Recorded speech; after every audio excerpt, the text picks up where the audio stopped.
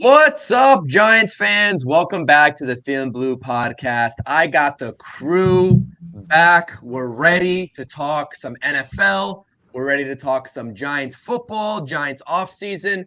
Gotta say what's up to the fellas before we say what's up to everyone on the panel. Make sure you all that are listening in, whether it's on YouTube, X, anywhere that you may be listening in on, hit that thumbs up for us. Subscribe to all of our channels down in the description down below. You can find all of our handles. You know what to do, and make sure you all are commenting your thoughts and opinions. Hit the live chat to let us know what you're thinking. Fellas, great to be back with you all. I know we haven't done this for a couple weeks. I'm going to say what up to my co-host, Aaron, first and foremost, and then we'll kick it around the room. What up, Aaron? Oh, what's going on, man? I haven't seen you like forever. But doing good. Pretty pumped up for this Giants offseason. Hopefully now the Shane era is finally commencing and we can finally get the guys that we want. Absolutely. What, Chris? Hey, I mean, it feels good, talking New York Giants ball with y'all again. I always love coming on the channel, and man, we got a lot to talk about. But other than that, I'm doing good. I'm doing good. Absolutely. You know where to find Chris, aka Hit Squad Productions, undergoing a rebrand. We'll see that here in just a couple of days or so as well. So be on the lookout for that. What up, Rodney? Fellas, how's it going? Missed the last couple pods, but I'm back. I'm waiting for some rants. I know. We like the Rodney rants. The Rodney rants are going to be in full effect today. Hell yeah. All right, guys. Let's get into it. Shout out everyone in the chat. Like I said, everyone listening, hit the live chat. We got Chris tuning in as well. Shout out our guy Chris, always supporting the podcast. We definitely appreciate it. And anybody that's watching us, like I said, feel free to comment your thoughts and opinions about what we're going to be talking about today. But we have a whole slew of topics for everybody here. We're going to be talking about just the NFL playoffs in general before we kick it off into some Giants offseason talk. Fellas, we have our championship game set on both the AFC and the NFC side. I have to start off this podcast by asking you all your thoughts and opinions about the most recent conspiracy theory floating around out there in terms of the NFL logo and a potential Ravens versus 49ers Super Bowl rematch from just about a decade ago in that Harbaugh Bowl. Are we buying into that? And let me know what you all think about the playoffs so far. Obviously, our beloved Giants are not in it, and we would much rather be watching them right now. But it has been an interesting playoffs to say the least. You know what I mean? We got a couple interesting games. Obviously, the Lions here, who haven't won an NFL playoff game in how many years? I don't think 20 plus years, 25 years, are in the NFC Championship game, which is remarkable in itself. And just a pretty exciting slate. So, Rodney, I'm going to start with you. What have you been seeing throughout these playoffs, and what do you think about these championship games? Well, I'll tell you like this: they have not let me down as far as teams that are playing, how they're playing. I mean, they're playing well. They're playing complete football, if you want to call it that. Tampa Bay, they really they impressed me a lot going up against oh man, I can't even remember who they played. Just Lions. The Lions. They impressed me a lot. Who else? Houston impressed me a lot, even though they're out. But I was very, very surprised at how CJ Stroud was able just to, I mean, call it what you want. The kid, he can play. Okay. He's proved me wrong, honestly, as I felt in a way concerning Ohio State quarterbacks. I felt like they didn't even deserve to be in the NFL. He has proved me wrong 100 times over. So I got to give that man his props. As far as these past games here, Kansas City and the Bills. Sorry, Bills fans, Bills Mafia. I'm sorry. I hate to break it to you, but wide right. That's all I got to say. Yeah, absolutely. Aaron, follow that up, because that's something that that Rodney just hit on. That is, I don't want to say it's funny, but there's a very big irony in that. And for me, right now, when I talk about the Bills, right, they're out of it now. Like, they had a window of opportunity there to be an elite team under Josh Allen and all the weapons that he has. They just haven't been able to string it together. And you got to think that their time, if it's not already out, it's certainly running out. And I feel like this was the year for them to finally get over that hump. And that Chiefs game was a heartbreaker. What you got? Yeah, I mean the DeMar Hamlin 4th down. They have 20 free agents now. I know Gabe Davis is one of them, which maybe he could be a potential Giant. Possible. He has the Dable connection.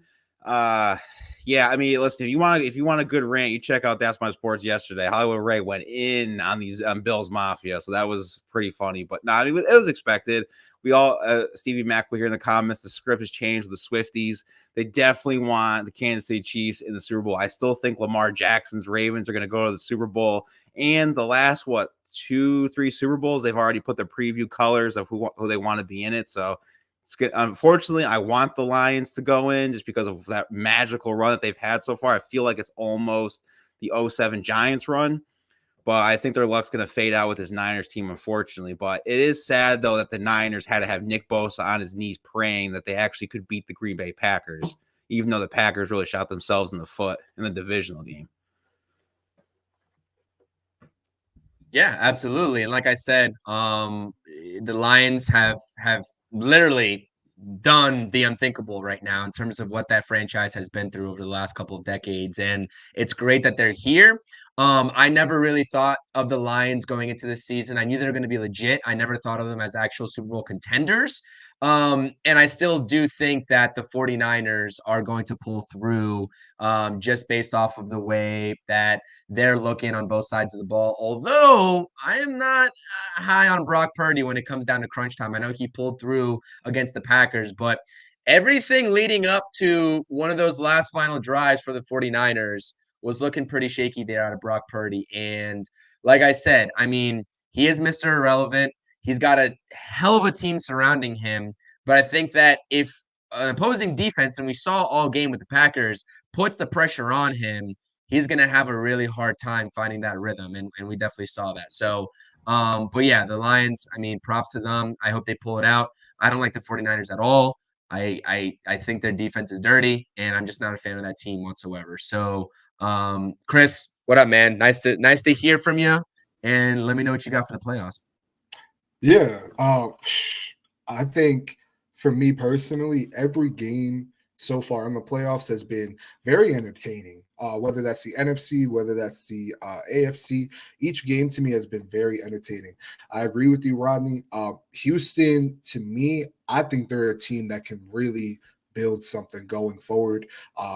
Just to see how quick that franchise has turned around and the hope that CJ Stroud and D'Amico Ryans and Tank Dell and Nico Collins and Will Anderson, just all of those players and many more on the Houston team, bringing hope to the city of Houston that had a dark cloud over them, since the whole Deshaun Watson, situation. Let's just call a spade a spade. So it's nice to see them, get some hope. And, it's nice to see, them have a lot of talent on that team and a lot of young talent at that team.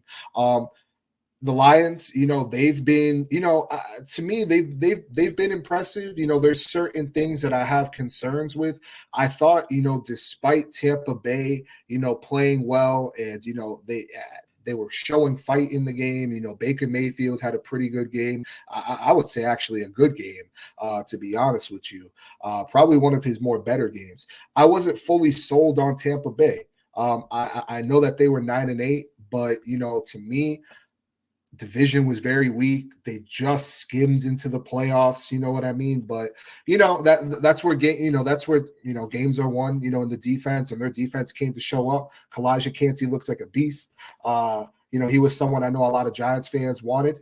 So I think, to me, and I don't know about you guys, I mean, I'm still on, that Cowboys ass whooping. Excuse my language, but it just felt so nice to see that team just get dismantled, because all week, leading up to that game, I even heard Michael Irving say, you got to prove that team didn't belong in the playoffs, that team being the Green Bay Packers. And Green Bay going in and just dominating, just punching the Cowboys in the mouth. I loved it. And if I'm a Green Bay Packers fan, you got to be really excited knowing that your franchise has hit on a franchise quarterback once again. Jordan Love is him. I'm glad we didn't play this version of Green Bay. I don't know how Tommy DeVito and this New York Giants team made that Green Bay Packers team look like a bottom tier and a NFL team. Now, I think if they get a couple more pieces and Jordan Love another year under Mike LaFleur, man, I think he could be a really special quarterback. But yeah, overall, very exciting playoffs. I'm really excited to see that Kansas City Chiefs and Baltimore Ravens game because that Ravens team, boy, do they look legit. They look, I mean, they might be, and this is just me personally. I know a lot of people, at least we all know for the NFC, but there is a consensus that, Kansas City, obviously, they're a great team, but the best team in the league, you could argue, would either be the Ravens or the 49ers. I think personally, it's the Ravens. The Ravens on defense, I would not want to play them whatsoever. I mean, just a dominant defense. Lamar is on a whole new level. NFL did it again. I mean, the playoffs, they've been very exciting this year, and I can't wait to watch these two games. Yeah, absolutely. And I think a Ravens team, right, a Lamar Jackson Ravens-led team they have struggled. Let's face it, they have struggled to get over that hump. And I think that, for one reason or another, whether it was injuries or what have you, they are in a perfect position to go on their home field and punch a ticket to the Super Bowl with Lamar Jackson leading that team. And he's underwent so much scrutiny ever since he's entered this league. A lot of unfair discourse has been, I guess, spewed on Lamar Jackson's name ever since he entered the league. I mean, talks that progressed even before he played a down of football coming out of Louisville.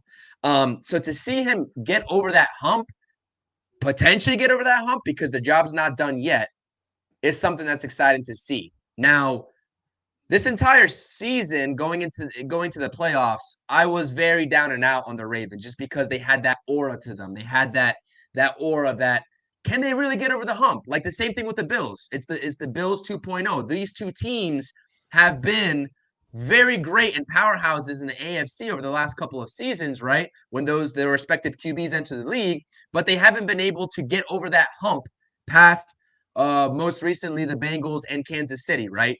So to see a team like the Ravens go ahead and potentially do so against Kansas City on their home turf would be awesome. And Chris, I have to give mad love to the Packers as well.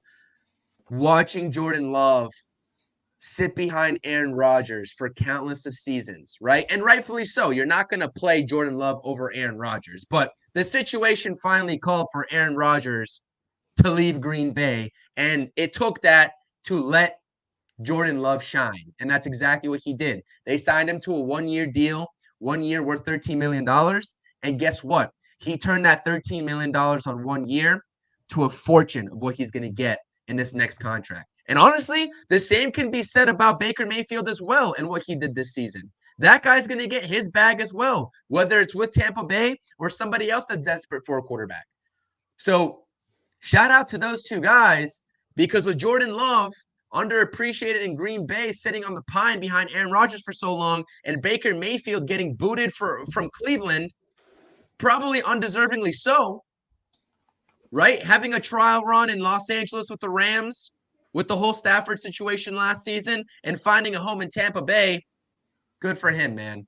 Packers, to revamp that franchise, that offense, right? The defense was always a little suspect for the Packers. They turned it on in the playoff time. Credit to Joe Barry, credit where credit's due. They stepped up. But to turn a Packers offense that had Devontae Adams, Alan Lazard, Valdez-Scantling, Aaron Rodgers, all those OG Packers into a new look Packer offense led by Jordan Love, Romeo Doubs, Jaden Reed, Luke Musgrave, Tucker Kraft, what's his name? Wicks. I think Jontavius Wicks out of UVA. Absolute masterful performance and masterful job from that front office. And I cannot speak volumes in terms of how well set up that franchise is moving forward. And that's my little Packer spiel, because I just had to give props are props are. And let's not forget, Dan Campbell is doing what we thought the Giants were going to do with Joe Judge. In 3 years, he told everyone to buy in. We made fun of him in his press conference that he was coming to bite off kneecaps, all cracking up about it. And he literally brought this team to where it is with great drafting, great free agent signings. I mean, shoot, the last time the Lions were in the NFC Championship games, PlayStation wasn't even invented yet. That's how crazy it's been. But I think the bigger props is the Detroit Lions. I hope that they do make it to the Super Bowl over the Niners. That would be sweet. But ultimately, the NFL knows what it's doing, and their writers know exactly who they want in the Super Bowl for ratings. Hey, you might be onto something there, man. I mean, I think to me that's going to be a really good game, and I think it'll be a lot closer than people think. Brock Purdy, I don't think he had his best performance, this past weekend. He got the job done, but barely by the skin of his teeth. And, Stevie had highlighted it earlier. He could have thrown multiple picks in that game. Some of them were boneheaded decisions. So, I think that Kyle Shanahan will have that team ready. I'll be honest, as much as I'm rooting for the Lions, to get that win, that city deserves it. They deserve to see that team in the Super Bowl. Kyle Shanahan, you have to get it done. I mean, you gone to the Super Bowl twice, once as a head coach, once as an offensive coordinator with the Atlanta Falcons. You haven't had your opportunity to cement yourself.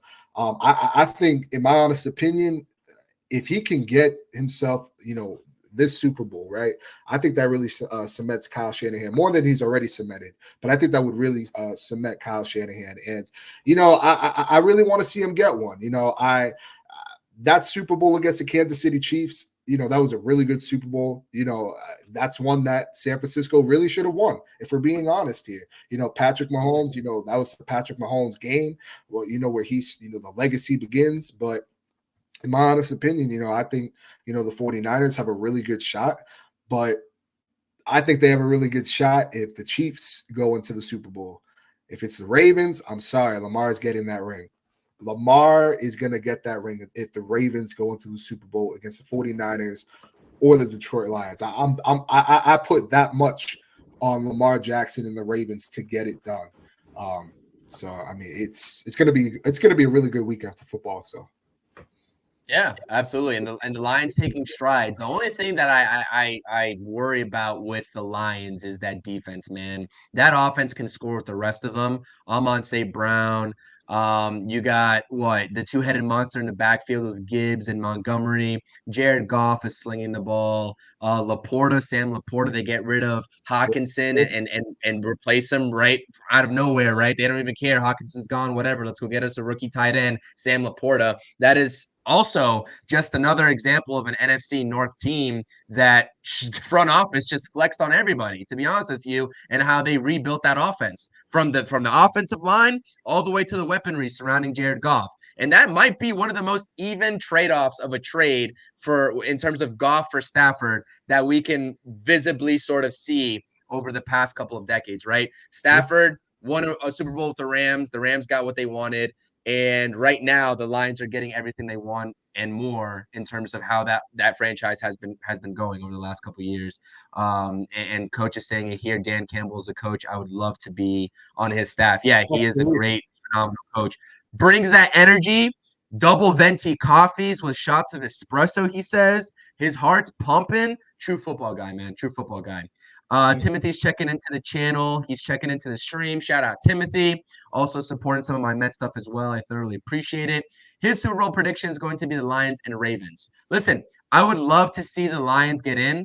I do worry about the longevity over 4 quarters of that defense. Like, they were able to contain Baker Mayfield, understood, and they were able to contain Matthew Stafford and that Rams offense in the second half. But I just worry about that defense, man, over the course of 4 quarters. And I know Brock Purdy didn't have a great 3 quarters against the Packers, but he got it done when it mattered in the 4th quarter. And I just think that if it's a close game, I don't know, man. It could be a toss-up, but I think we see a better, more dominant version of the 49ers, right? Maybe they had some rust coming off that bye week. Who knows? maybe we see a more dominant version of 49ers. So I don't know. I would love the Lions. Don't get me wrong. I'm rooting for them hardcore, but I got to go with the San Fran 49ers if I was to bet on it. So, gents, anything else on the playoffs that you all want to discuss before we get into some Giants offseason football talk? Oh, no. I think I'm good. I was going to touch a little bit on that Detroit defense because, again, they hit, the Aiden Hutchinson, Jack Campbell. You can also, I don't know, you look at Ryan both Brand. sides of the ball. Yep. Great draft in there. So, but that's all, that's all I really want to say. Yeah, absolutely. Those front offices set the mold. What was that, Rodney? Sorry to cut you off. I got a question for you guys. Sure. Yeah. With the Bills' loss, what do you think happens to that team now? They get reset back. Stephon Diggs goes to Kansas City because I don't know where he's been the last 10 weeks, but apparently he's not their number one guy. Dalton Kincaid is. I think they keep saying the Giants, but I don't think he's going to come to the Giants. I don't think we can afford him. Yeah. No, we can't. I don't think we can afford him. In terms of the Bills, I mean, you got to feel for their fan base, man. I mean, outside of, obviously, the wide right, losing in the Super Bowl as many times as you had, like, I couldn't imagine having to deal almost 20, about 20 years dealing with Tom Brady just for him to retire. And then you got to deal with Patrick Mahomes. Like, that's so, like, I really feel for Bills fans, man. But there was a video. I mean, I'm sure we've all seen it. I'm sure you guys have seen it.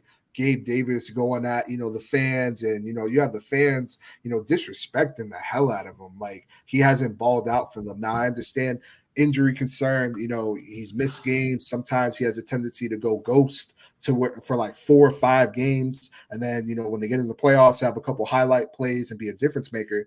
But I think that there are going to be pieces to that Bills team that they're going to go, like the Von Millers, the Gabe Davises. There's some aging players on that team too. So I think they'll be fine. You still have Josh Allen. You still have a fairly average, if not above average, offensive line. I think even with, Von Miller being off of the team and maybe a couple other players, that defense will still be stout. I can still see them in the playoffs, but I don't think at least maybe next year, maybe like 2 years from now, I'll feel a little bit different. But I think with the pieces that are scheduled to be off of the Bills team, if they don't re-sign these players, I mean, they could be a team that, takes a little bit of a step back. So it beats me what's going to happen with Buffalo, but you really got to feel for those fans because they were shoveling snow for $20 an hour. A lot of snow. Patrick Mahomes laid it to him again. Like, man. Yeah, that's brutal. Yeah, that's brutal. And you gotta feel for Mr. Bass too. I mean, the backlash and just let's face it, the scrutiny and the threats that he's received on social media and that any kicker presumably always does when they miss a kick like that. There's no room for that, but he deactivated his social media. And it's just unfortunate. It's unfortunate because, I mean, these players face a lot of pressure. The conditions in that stadium when he was trying to kick that, and I understand this is their job. I understand that. But this is a game, man. It's never that serious. It's never that serious when you're making threats against a player like that. So it's unfortunate. Not the first time we've seen this happen. Probably won't be the last too, unfortunately, because people take this game a lot more serious than just a game.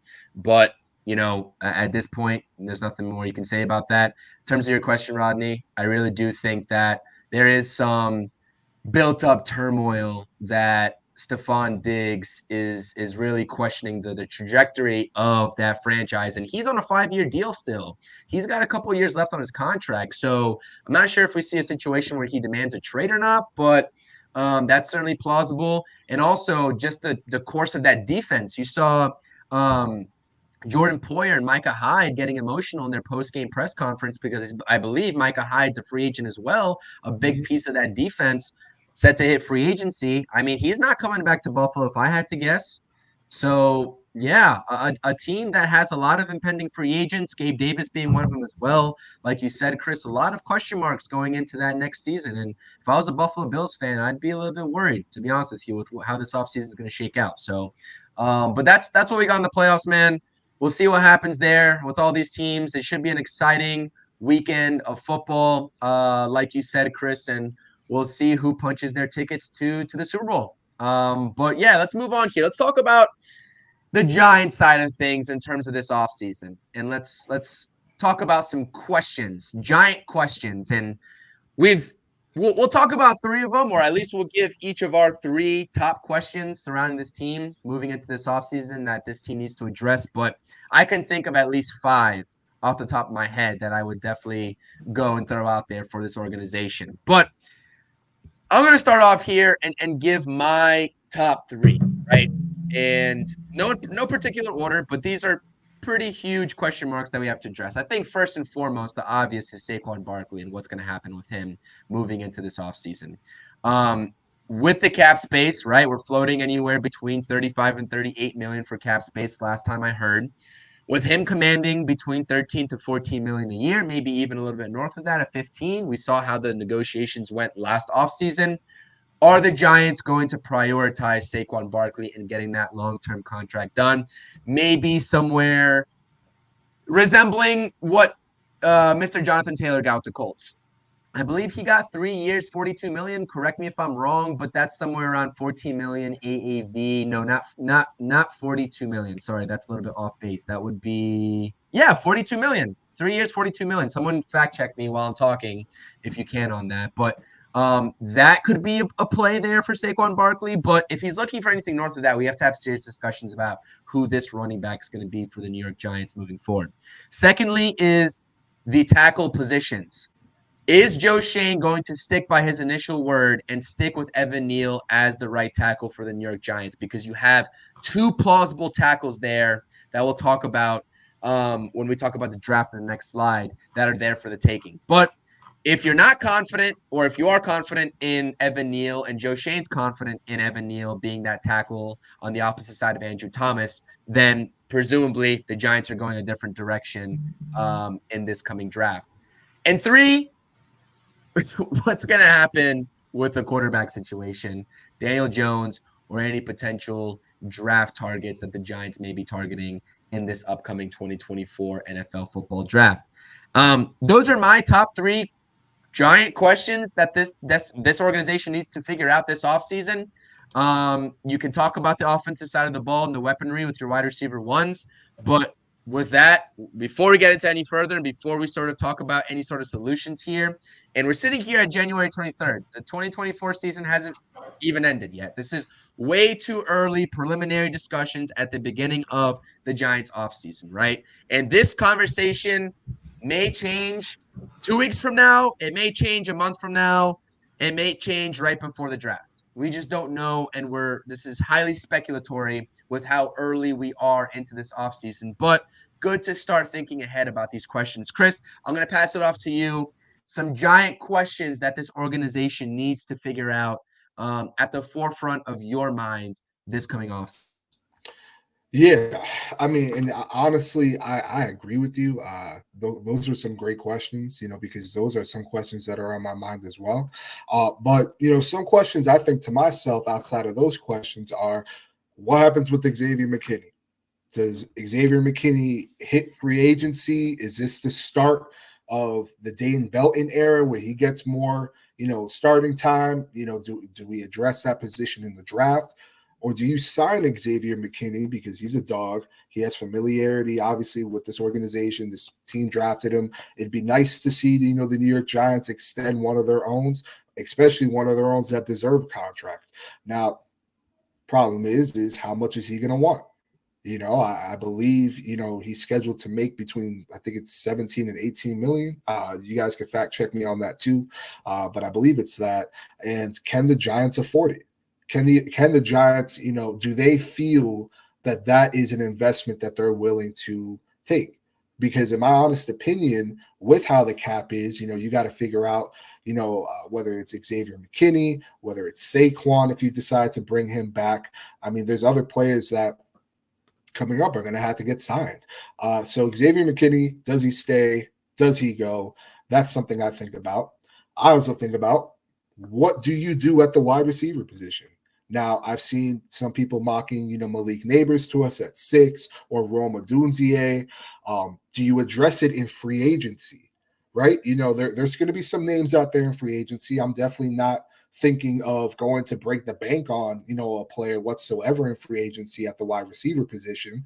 But do you pick up, maybe something on the level of like a Bobby Okereke, where, to us, when we signed Bobby Okereke, it was like, okay, not, a big name signing, let's see what he can do. There's some nice traits to him.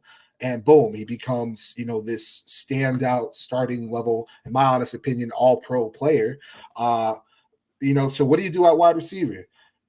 Do you address it in the later rounds if you decide to trade up to 1? Because you're not going to have the draft capital at that point to address it in the second round.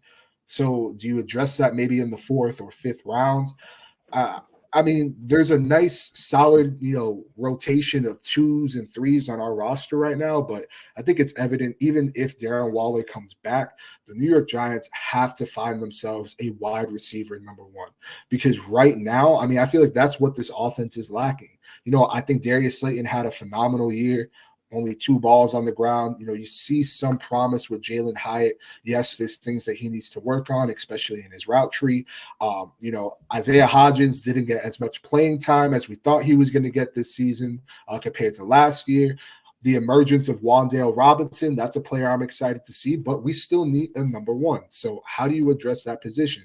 And I think, in my honest opinion, that'll be something they address in the later rounds if they decide to trade up, which I'm still going to speak that into whatever. That's a whole other conversation. And my third question is, what do you do in the interior on your defense? Outside of Dexter Lawrence, I like Jordan Riley, but it's fairly thin. If the Giants were to stay at 6, they don't decide to trade up, they just take best available player at 6. I would absolutely not mind taking a defensive tackle in the second round. I think with, Leonard Williams going to Seattle, that's a position that the Giants have to address. They have to address that position. And, I'm really intrigued to see what happens, because I'm not really looking too much into free agency for the defensive tackle position. I'm not even sure if Aaron Robinson's going to come back. We paid him a pretty hefty contract, just to sign this 1 year alone. So what is he going to command? Because he had a fairly solid year for the New York Giants, especially after Leonard Williams left. So what is he going to command? And I think if it's a little bit more than what we signed them to, I'm not sure the New York Giants take that, considering the fact that, like I said with the Xavier McKinney question, there's other players that the New York Giants are going to have to potentially sign. So, and that's, in my honest opinion, I think right now, Dexter Lawrence is so good that, it kind of hides that blemish. But in my honest opinion, I think that's a fairly thin position that was once a strength for the New York Giants. And, as much as I love seeing Dexter Lawrence on the field, I can't guarantee that he's going to be on the field for every single game. We can't predict injuries. And if, God forbid, something were to happen to Dexter Lawrence, this interior, it's like Waffle House. It's always open. You might as well just walk on in. So, we got to find, more depth at that position. Again, I wouldn't be upset in the second round. I'm not really seeing anybody in free agency that I think would be worth pursuing, but you guys could tell me. But yeah, those are my 3 questions. Xavier McKinney, what do you do at wide receiver? And what do you do at defensive tackle? Yeah, great synopsis there. I think you meant A'Shawn Robinson, not Aaron Robinson. I said Aaron Robinson. Yeah, A'Shawn Robinson. Yeah, A'Shawn. Okay, got it. Just making sure we're on the same page. Yeah, I completely agree with you. Like I said, I think also that interior is a little thin as well. We'll see what happens with A'Shawn Robinson, but all great questions there. Aaron, top 3 questions for you moving into this offseason. Like I said, there's a lot. If we need some overlap here, especially when we get to Rodney, if there's anything that you heard as well, Rodney, that we said, feel free with some overlap here. But yeah, a lot of stuff to address, and this front office has their work cut out for them. So what you got? I mean, everyone took all my stuff, so I was trying to think of it as you guys were talking. But no, I agree with Coach in the chat here. Defensive coordinator. So if I'm the Giants, I'm throwing a blank check at Mike Vrabel. He runs a 3-4. He did it with Houston. At first, he was the linebackers coach there under Bill O'Brien. Then he became the D coordinator. It fits well if that's what we're trying to go for a 3-4, because it was with Dexter Lawrence at D tackle. That needs to be established. John Fossil is a free agent right now, so he could be our special teams coordinator. Obviously, the connections with Jim Fossil, RIP, former Giants coach. I think those two strengths right there will help us deeply. Then we can kind of go into the free agents. I think Xavier McKinney is going to leave no matter what. So maybe, I mean, I know he plays free safety, but maybe kind of bring in Antoine Winfield Jr. A little disappointed in the Buccaneers organization. He is a free agent. That would be very nice to the safety position. And we just hired Joel Thomas as our running backs coach. And if no one knows who that is, he was a running backs coach for New Orleans for Alvin Kamara. So I know everybody likes Saquon on this show, but I feel like he's not coming back. I already said it about, I think it was last episode. He's going to go to the Ravens. I think we should get Austin Eckler. I feel like that would fit better with Joel Thomas' system if we don't want to draft the running back. I think the Eric Gray situation is just terrible. I don't think he's a good draft pick for us, but I think that's two. So I think my last one will be the wide receiver. So I know we're not going to get T. Higgins. I know we're not going to get Michael Pittman, even though I would really love him. But there are guys out there in the receiver market because we have to find number one. So the other Chris said, can Hyatt eventually be the wide receiver one? Maybe, but not right now. I think he's still a number two. He's kind of that T. Higgins guy. We definitely need a number one. I don't want to draft Romeo from Washington at number 6. I'd rather get someone that will plug in and play now than just draft a receiver that we think is going to be good. So I think we got to find someone in that receiver market.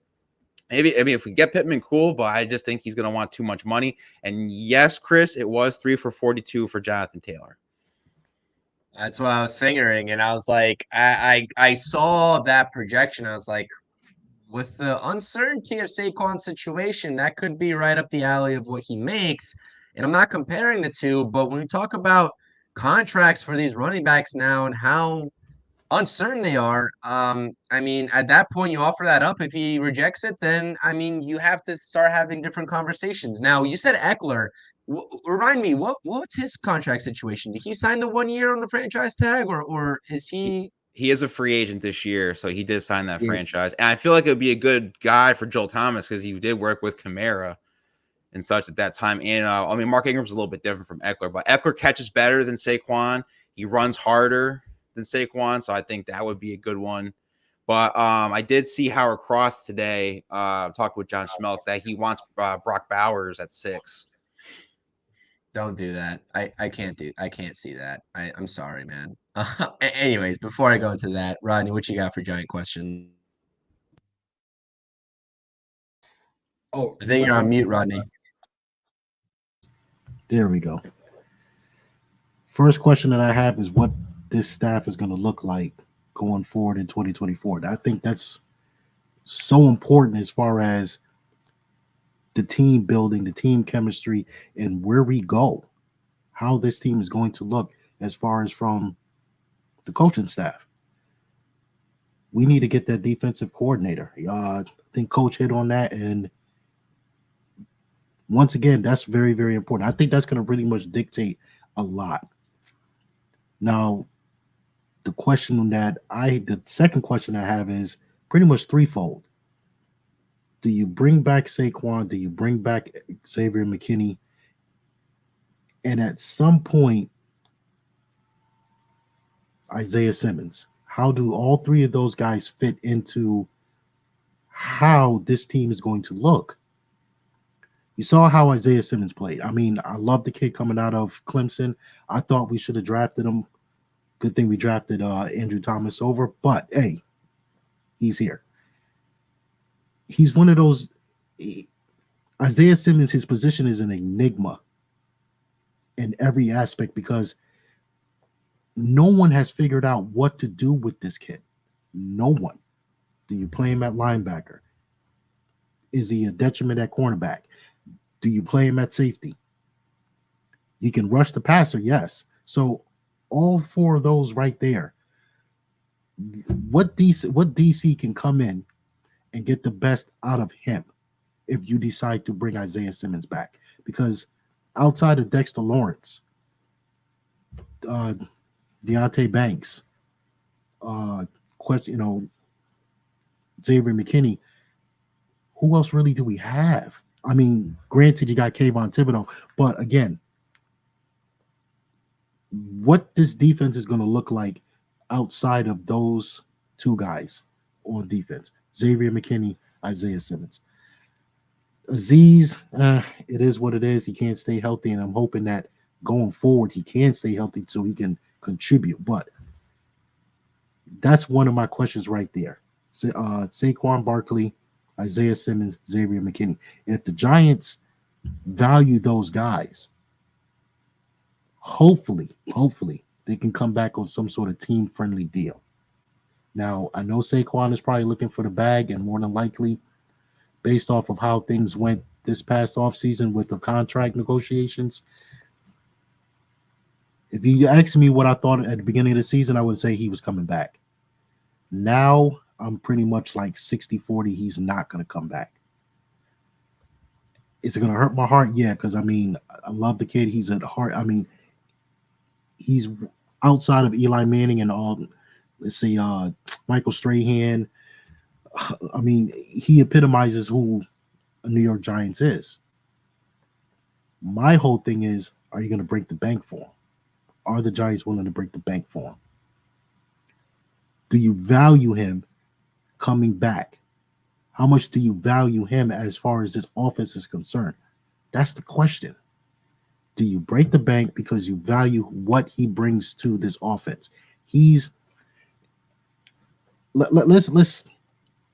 Let's skip back. And I don't mean to get off topic, but let's skip back a little bit. When Saquon is not on the field, the Giants, any defense that plays the Giants, really, they're not super focused on anybody else outside of maybe Daniel Jones running. That's it. They don't fear the passing game. They don't fear it at all. But once Saquon is on the field, you got a game plan for him. What is he going to do? Is he going to run one of those? I mean, he runs an impeccable wheel route. I will give him that. But you have to account for him being on the field. So, again, that question, do the Giants value what Isaiah Simmons can bring? What Xavier McKinney definitely brings? I mean, he played, 100% of the snaps this season? Come on. That right there in and of itself should tell you exactly who this kid is. The question is, do you break the bank for him? Third question.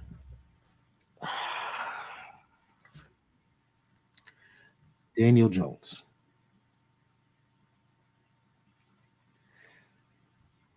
We're going to probably get into this topic with the next one when we talk about the draft outlook. But as far as I'm concerned right now,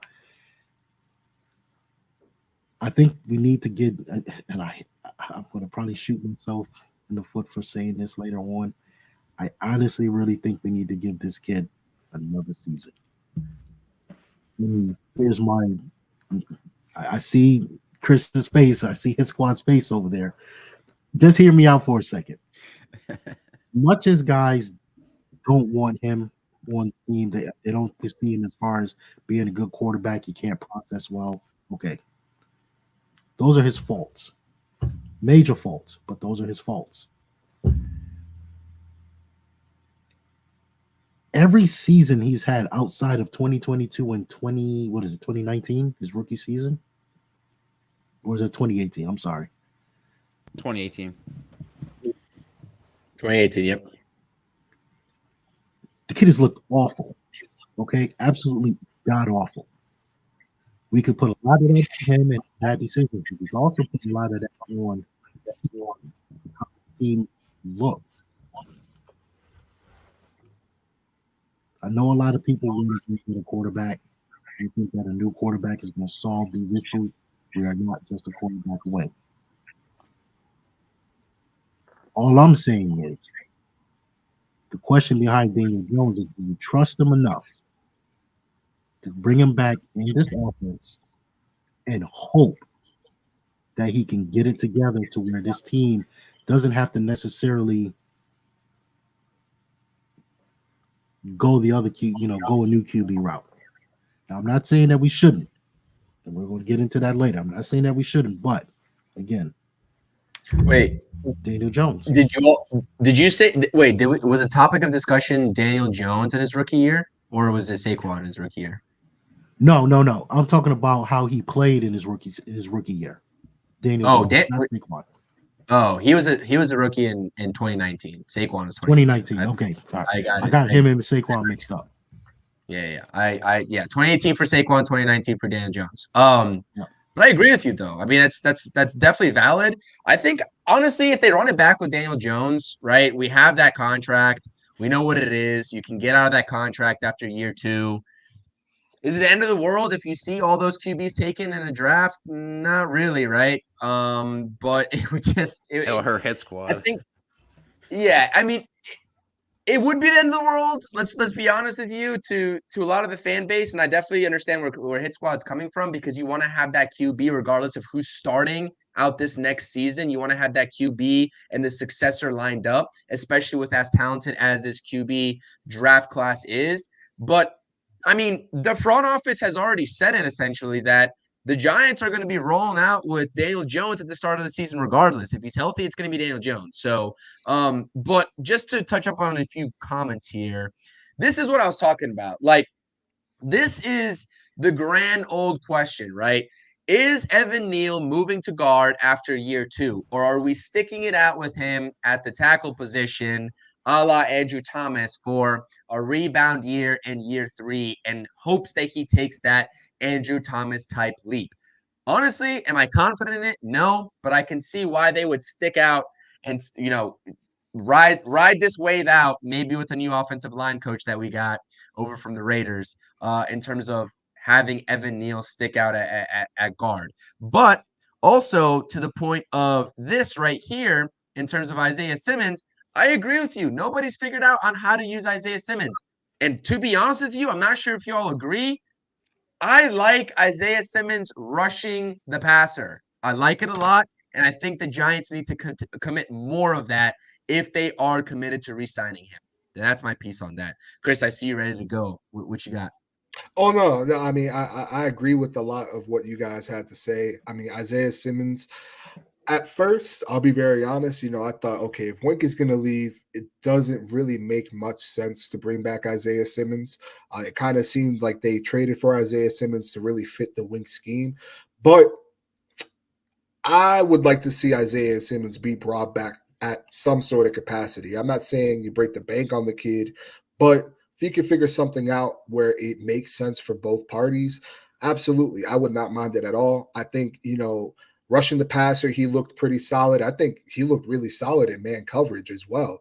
I mean, and that was something that, to me, actually surprised me about Isaiah Simmons, that I don't think we saw too entirely much at Arizona. I know that he did it, but in my honest opinion, I think that, he put together a fairly solid season for the New York Giants, considering that he didn't have that many snaps. So, Isaiah Simmons, I'd like to see him back.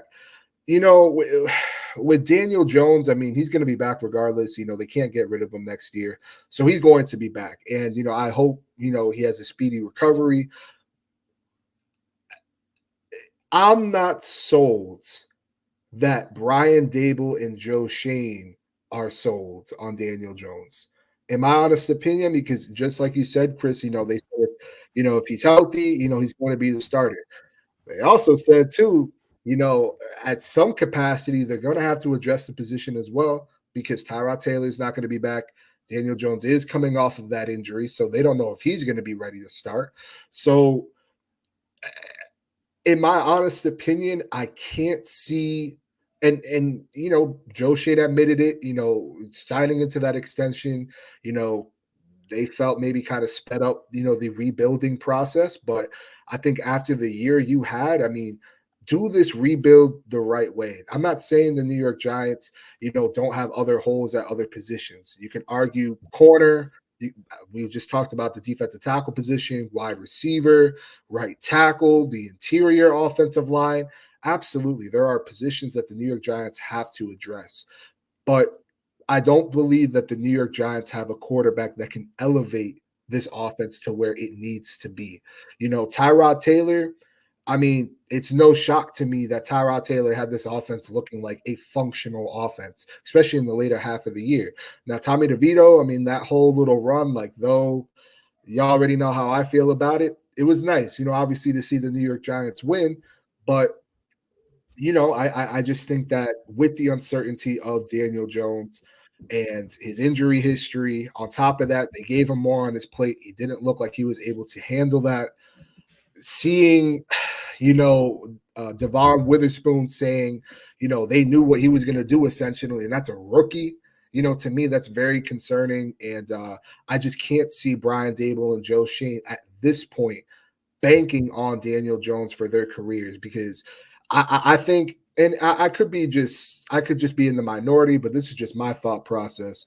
I honestly do believe that if they do address the quarterback position, but it's in the later rounds, I can't see this offense taking a step forward this year. I can't. You have a quarterback whose best trait was his legs, and he's coming off of an ACL.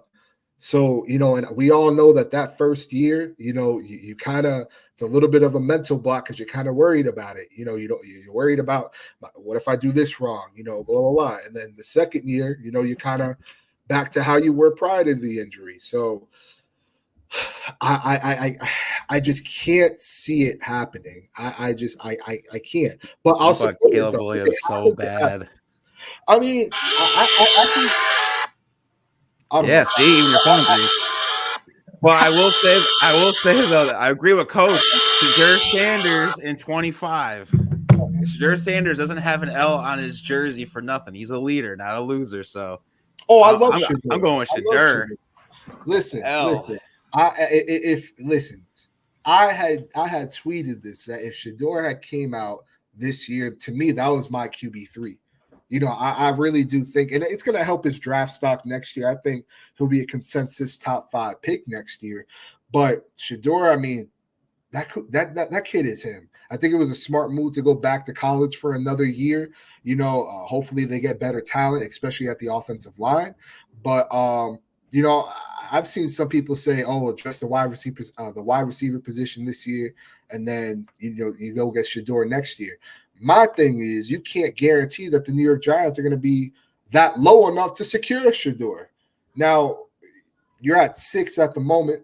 Obviously, the Caleb Williams, Drake Mays. I mean, we'll talk about that later. But those are top 3 picks. And I meant to say Jaden Daniels as well. Those are top 3 picks right there. And then from there, to me at least, there's a little bit of a drop off. I know some people like J.J. McCarthy, Bo Nix of the world. I'm not too crazy about Bo. But I can't see it. And then lastly, just to kind of briefly touch on it, because I know I've been ranting. Saquon, as much as I would love to see the New York Giants bring him back, I don't know if it makes sense. If you weren't willing to give him an extension a year younger, are you going to give him the extension a year older? You know what I mean? Like, and does it make sense to bring back Saquon on a 2-year, 3-year deal?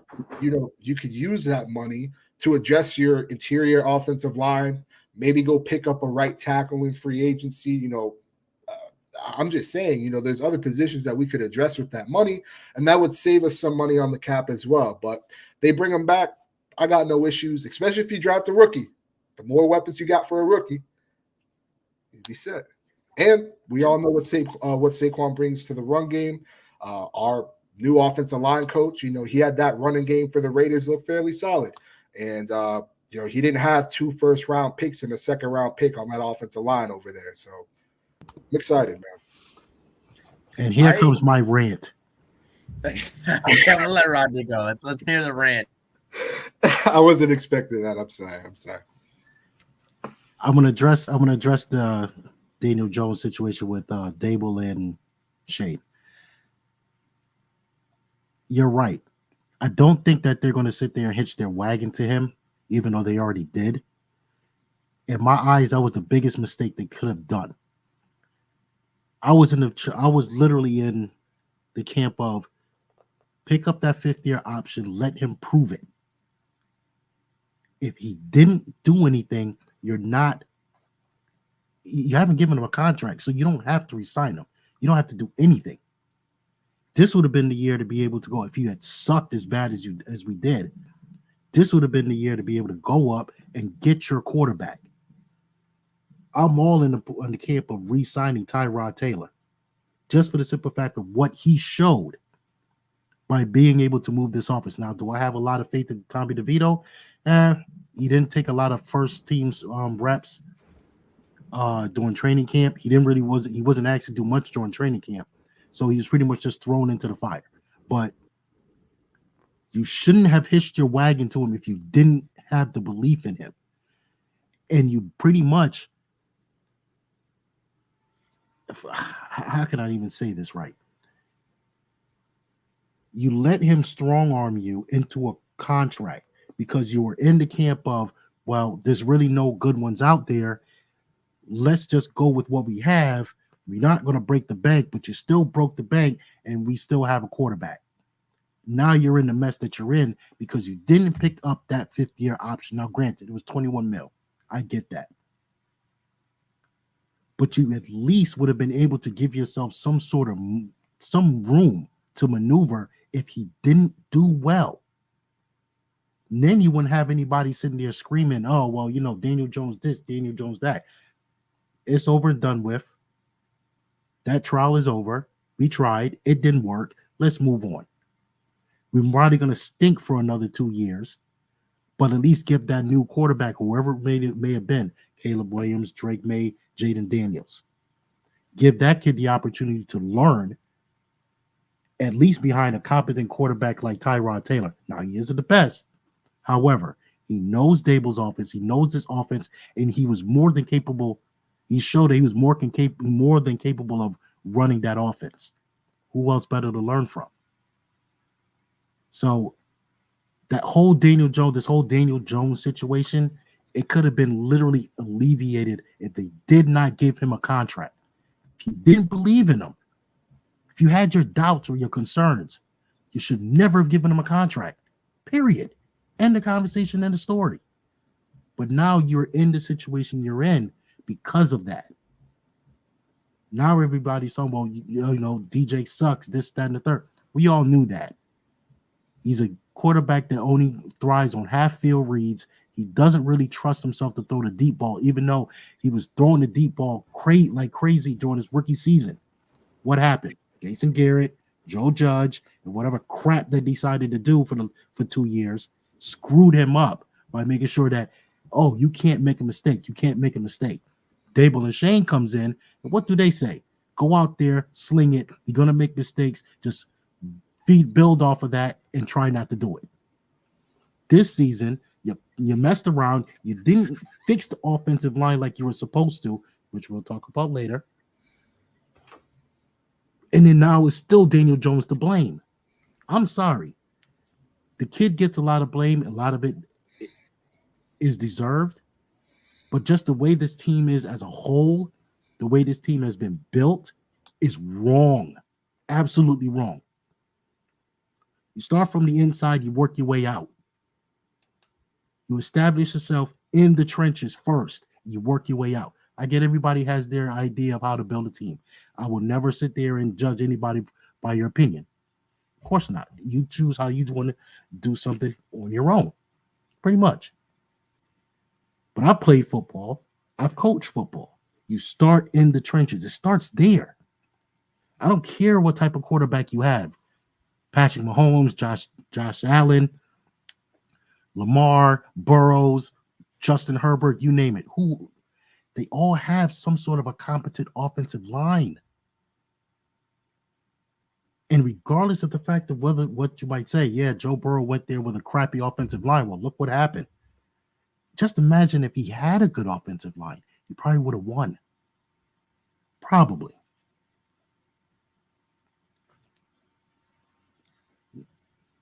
You know who does win, though? Famous Jameis. eating them dubs. He's a free agent, get him for $2 million. It's a good backup right there. He's a gunslinger. I don't think Marlon would go out of his way to sign Jameis to the New York Giants. That's just me. I'm done with my rant. I'm done with my rant. Jameis, but yeah.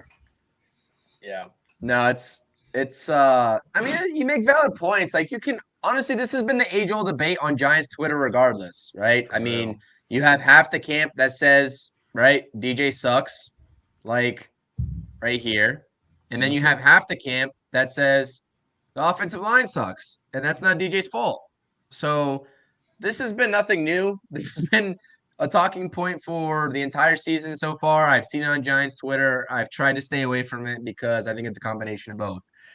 Watching CJ Stroud, to Chris's point, I'm going to play the devil's advocate here and kind of go in the middle here and say, and I think that you all agree by default anyways, and I think that Rodney agrees by default that, right, DJ isn't that guy to probably lead us for the longevity of his career. But you have a guy like CJ Stroud that went out there in year one with not much around him and not much on the offensive line either, to be honest with you, but definitely around him, right? I mean, you talk about a wild card at the beginning of the season with a guy like Tank Dell. You got Dalton Schultz over there for his tight end, and your running backs are who? I mean, Singletary and Dameon Pierce, not much. And he made them all look great, right? I firmly believe they all look great because CJ Stroud is great. But I rest my case there. Honestly, all these questions the Giants have to answer, and it's very early in the offseason. Daniel Jones presumably is going to be that starting quarterback, but for how long next season? And is there going to be an immediate successor waiting at the helms for him to slip up again? Because honestly, I'm tired. If we see any more of Daniel Jones out there unwilling to push the ball upfield, I might have to rip my hair out. I can't sit there and do it. So, I agree. Regardless, this conversation is going to take us directly into the next conversation about this coming draft. Before we wrap it all up with some early free agent targets, we got the draft coming up. Obviously, it'll be in April of this year. We're picking 6th behind the Bears, Commanders, Patriots, Cardinals, and Chargers. Right, that last win against the Eagles in Week 18 dropped us from 5th to 6th.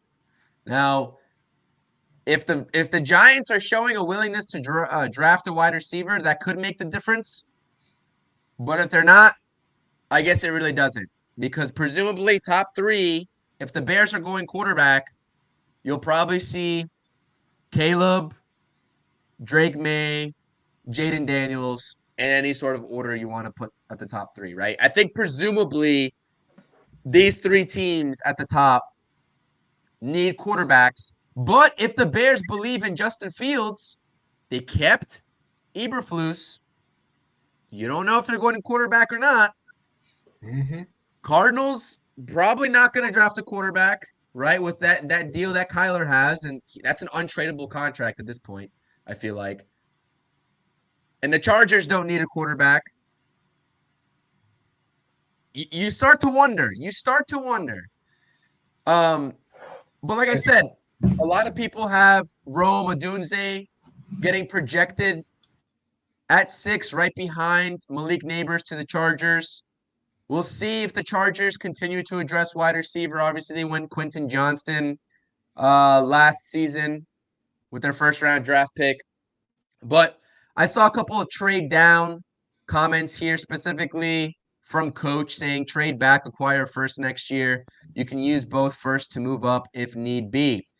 We saw this happen already. And honestly, if the Giants don't have a quarterback available to them, and if they don't want to take a wide receiver with that 6th pick, and they want to draft and they want to go a different position group, maybe an edge rusher, this would probably be a likely scenario of them trading back because you got the Jets there at number 10 that need an offensive lineman. And right now, if the projections go, both tackles, Alt and Fashanu from Penn State, are going to be drafted before they hit the clock at number 10. So if the Giants and Jets call each other up You could see a deal worked out there. And maybe you take Leati Latu from UCLA, the edge rusher, who mounted, 13 sacks this past season at UCLA with that pick. Now, that's not something I really want to go down because at that point, I'd rather just take the wide receiver at 6, and that's what I would advocate for. You saw Odunze, whether you want him or not, he posted incredible numbers, over 1,600 yards at Washington, I believe 14 touchdowns as well, maybe 13 or 14. The talent's there. A lot of tape that I watched on Odunze, a lot of high throws from Mr. Penix, and he reels them in. Complete wide receiver, both with the long ball, right, and in the short passing game. So I like what I see there. He's a very versatile wide receiver and a bigger frame, 6'3", 215 pounds, compared to Malik Neighbors' 6 foot flat, sub 200 pounds. Malik Neighbors is a smaller guy, speedier guy, albeit, but a very smaller frame that a lot of people don't like in terms of projecting the talent level and the success rate in the big leagues at the NFL level. So, gents, a lot of factors here to keep into consideration, man. A lot. And we talk about the questions in terms of addressing this offseason. You talk about the complexity that is having the 6th pick in this year's draft, and also the free agents that are at play that we're talking about in the next slide.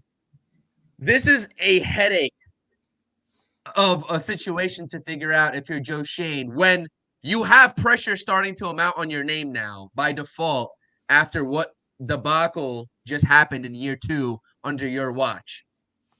So what are we feeling? How are we feeling? Aaron, I'm going to let you start off here. What are your preliminary thoughts on this 6th pick for the New York Giants? Do you see them somehow, some way, potentially staying there and taking a quarterback? Maybe if the Bears don't go quarterback route, do you see them trading up or maybe trading back? What are your thoughts here? A lot of scenarios here. And like I said, it's January 23rd.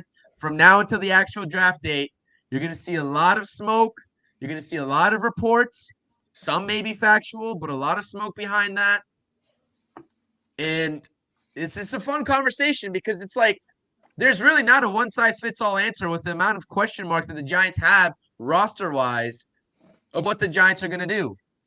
So what do you – Well, I knowing Joe Schoen, because he's been under Brandon Beane, if he wants a guy, he will trade up to get him. But I also think, too, he will pull Bill Belichick and kind of trade down. So if I'm at 6, I would actually trade down, kind of agree with Coach with talking about Shadur Sanders for next year, get that extra first-round pick. I would try to go after depends how far down we go. If we're kind of like at 10 or that middle, I would try to get Jeremiah Trotter Jr. He's a linebacker from Clemson. Had a pretty good season this year for the Tigers. If we stay at 6 or if we move down like a few spots, I would try to go up to Dallas Turner. He's an edge rush linebacker type from Alabama. He had a really good season. I think he had 10 sacks on the season for them. So I think we're going to go defense on this one. If we stay at 6, I really don't want another receiver. I've seen too many that's happened. The last good one that we had was Odell. So, I mean, I don't know how good Rome is. He doesn't, like I said a little bit earlier, he doesn't fit our need right now. We need people to win, and I get it. He's a good prospect, but I don't want him at 6.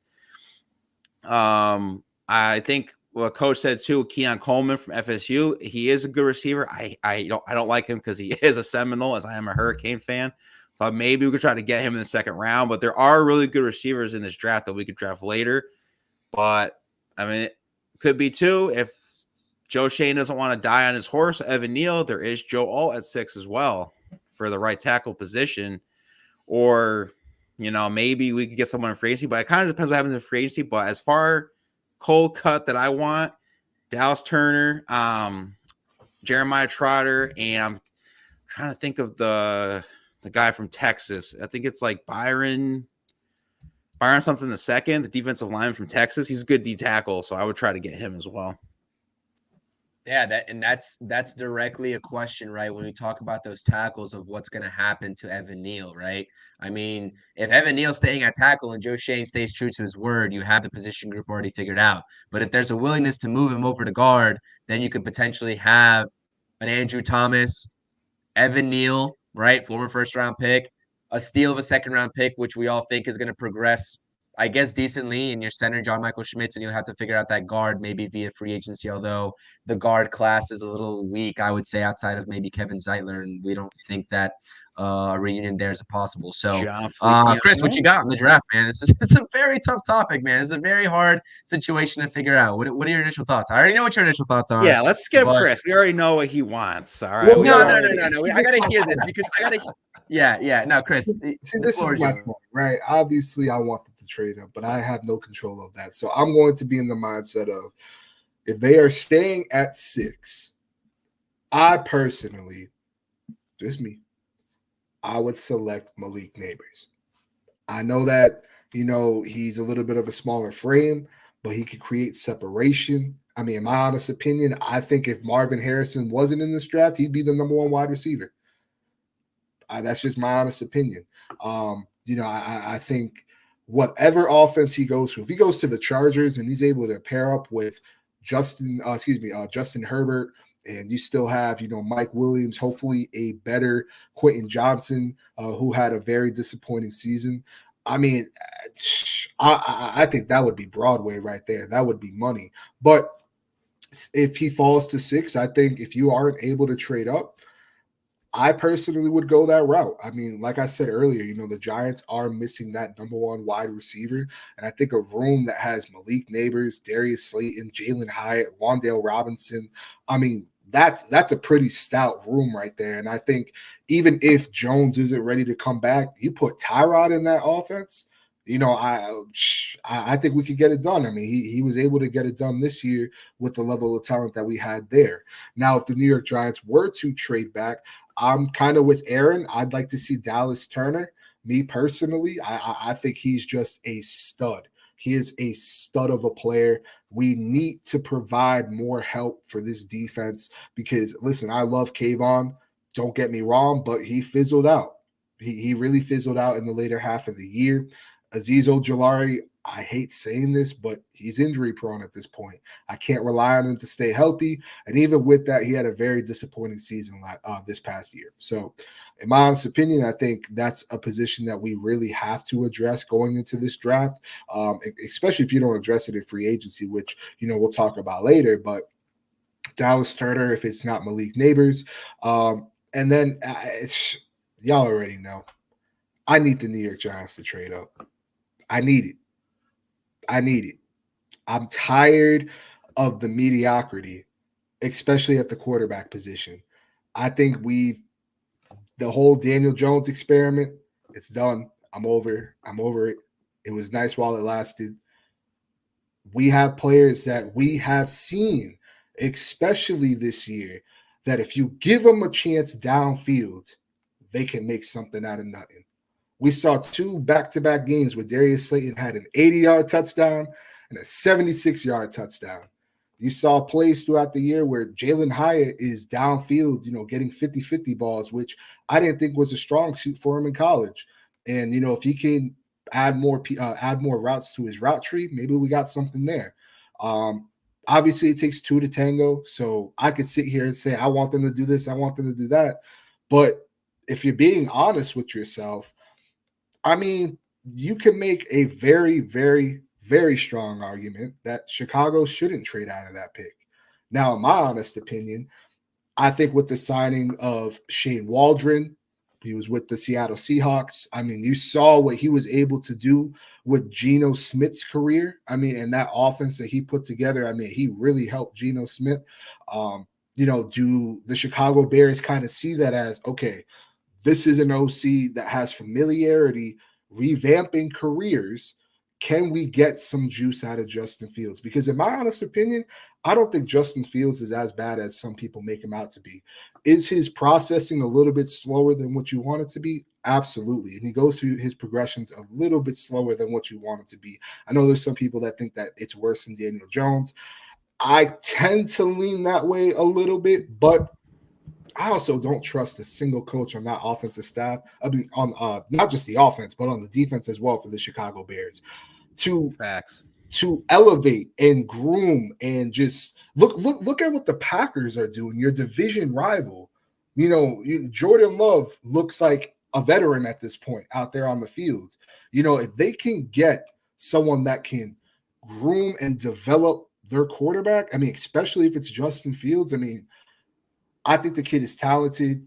He can maneuver the pocket fairly well. He has an arm on him, very elusive. I mean, I would just like to see him get the development that Lamar has received, or other quarterbacks throughout the league. I don't think Chicago's done it ever, if we're being honest, like ever. But I like that hiring for the Seahawks. Do they say, okay, you know what? We have holes of our own. Regardless if we bring Caleb here, we still have holes of our own. Why don't we get more draft capital? We're going to get to number 6. We're going to get a first-round pick. We're probably going to get two second-round picks. Let's go address this team more. Pick up like a Malik Neighbors, pair him up with DJ Moore. That's an offense right there. Jesus Christ. So I don't know. Man, I'm just kind of spiraling out over here. But, yeah, so for me, it's Malik Neighbors, Dallas Turner. Obviously, I got Caleb in the trade up at number 1, but yeah. So what you got, Rodney? Whatever. You can call me a clown. It don't matter. It don't matter. I got nothing but love for you, Chris. You know that. I got nothing but love for you. I know. 3,000 points. Okay? 3,000 points for the number 1 pick. I'm sorry. The Giants are not a quarterback away. We are not. So I get it where Caleb Williams is concerned, Drake May is concerned, and Jaden Daniels even. I get it. Do I think that they would be an asset to the team? By all means. New blood, different outlook, different quarterback. Who knows? They could probably, with DJ probably being gone in 2020 at the next season. That's it. Next year. Okay. No problem. But we're not just a quarterback away. We are not. And we're not. That's the reason why we're not. We're not. I can't get on board with trading up, giving up future draft capital to help build this team for the unknown. I'm not saying unknown as far as these college guys coming out in the draft. I'm just saying the unknown in the simple fact of these guys haven't played in the NFL. We have no idea whether or not they're going to be busts or not. Obviously, we know that it's a crapshoot. So you know what? At some point, what is it exactly that we're going to do? Are we going to build this team right finally? Or are we just going to sit there and just throw away valuable draft capital to help build this team? And I get what you're saying too, but I got to be honest. I think right now our roster is close to Houston's roster going into this season, right? Prior to CJ Stroud going there, Nico Collins, he was a 700-yard wide receiver. Does that sound familiar? Darius Slayton. You had other pieces there like Damian Pierce, who, I mean, damn near almost ran all over us when we played the Texans. Then you get a Will Anderson. I'm not saying he's Kayvon, but, there's similarities. You have a Laramie Tunsil. You have, an Andrew Thomas. Outside of that, I give a lot of credit to Houston's O-line coach because they don't got much else outside of that, but they're making it work. So you got to trust that whoever, we bring in, especially at the DC when they get their guys or whichever, when does Brian Dable get his guy? When does he put his stamp on his guy and say, no, I got to get my guy in this offense that I can mold into what my Josh Allen is, because obviously we're not going to trade for a Josh Allen. I've seen too many Giants fans. We can't afford it. And you guys think it's a lot to trade up to 1? How much does it cost to trade for a franchise quarterback? Is there a rule in the NFL where we can defer the money? If we can defer the money, we can do it. Gotta read the clauses on that. John Mara got the money, put it in escrow. For real. His dad. But no, I agree with you, Rod. Because look, even with me wanting to trade up, we can all agree we are not just a quarterback away. But that's the most important position, and we don't have it right now. Yeah. We just don't have it. And I love Jones. I mean, prior to me, it was really the Seattle game where I was like, all right, he got to go. But prior to that, I mean, man, you know how many times I get sent my receipts because I'm not going to delete it, where I put Daniel Jones over Justin Herbert. Yeah. You know how crazy I look? You feel me? Like, I was defending that man. And I don't think he's this terrible, god-awful quarterback. But we can't be wasting prime years off of Andrew Thomas, Dexter Lawrence. You bring back Xavier McKinney. And if they don't trade up, because again, it takes 2 to tango. If they don't trade up to 1, it'll suck. But I'm not going to be upset. You know, I'm not going to be breaking my TV or nothing like that. They just got to somehow find their guy. If it's not going to be this year, I agree with what you guys are saying early, especially with Coach. Trade back, get another first, and then next year, you better make that damn trade.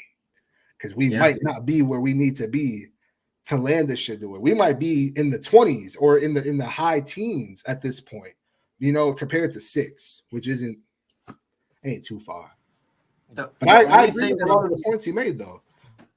Yeah. The only thing that I'll say about that, I like the Houston Texans comparison. The only thing that I'll have against that is that they play in the AFC South and we play in the NFC East, and the AFC South is very true. You're right about that. That's the only thing I'll say about that. You're right about that. Yeah. I mean, I guess I was looking at it from like, you know, because nobody expected the Houston Texans, you know, going to the playoffs or nothing like that. But, you know, Nico Collins, 1,000-yard wide receiver, and once CJ Stroud goes there. The emergence of Tank Dell, they got themselves a nice one there. You know, the offensive line, who the year prior looked terrible, starts looking like a functional offensive line. And it's like, you know, you got to give coaching credit too, but, you know, a good quarterback can help your offensive line as well. So, I mean, I think there's similarities. They're not identical, but there are some similarities that I see in the two teams where I'm just like, okay, like, they're not a quarterback away, but if we're going to address the most important position on the team, I can't roll the dice on an injury-prone quarterback who, God forbid, he takes one more hit, may not play football again. I don't want to see that kid get injured, man. I mean, 2 neck injuries and an ACL, like, I think of that one dude from SpongeBob that was made of glass legs and paper arms and fell down the stairs.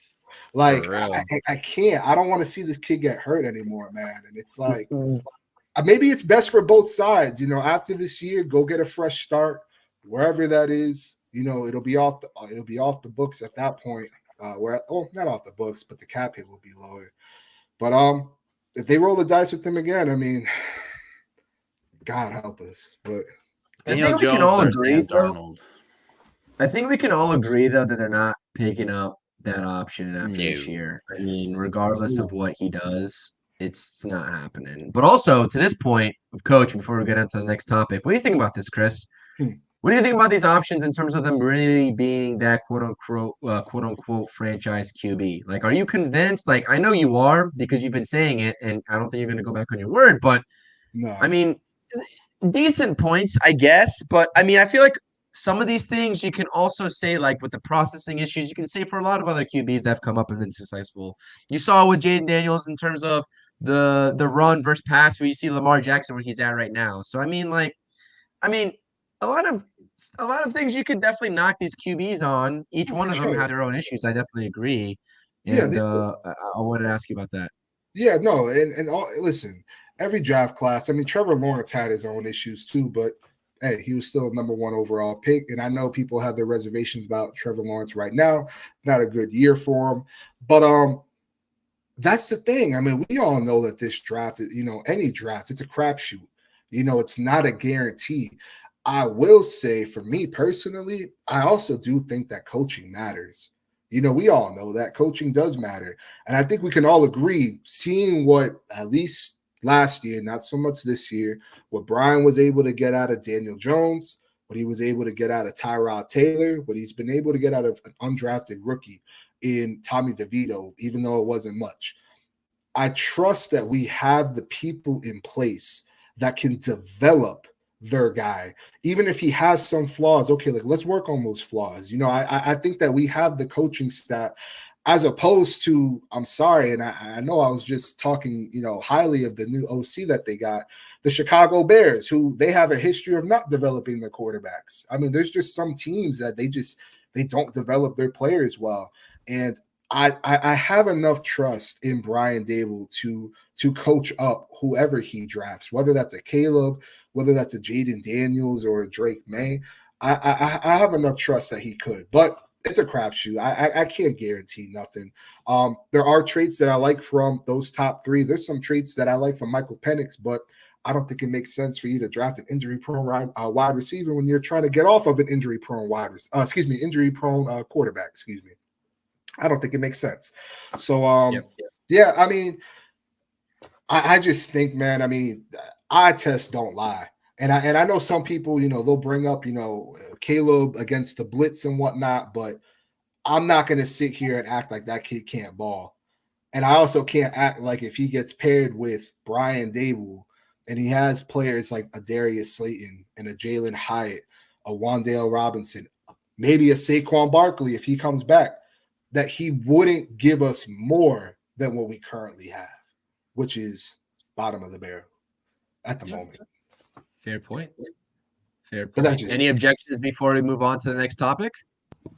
Yeah, I got an objection. Go ahead, Rodney. Now, you know what? You make all valid points there, Chris. That's why, again, I'm not saying that we shouldn't draft a quarterback. All right, so that's first and foremost. I'm not saying that we shouldn't. I'm just saying that we shouldn't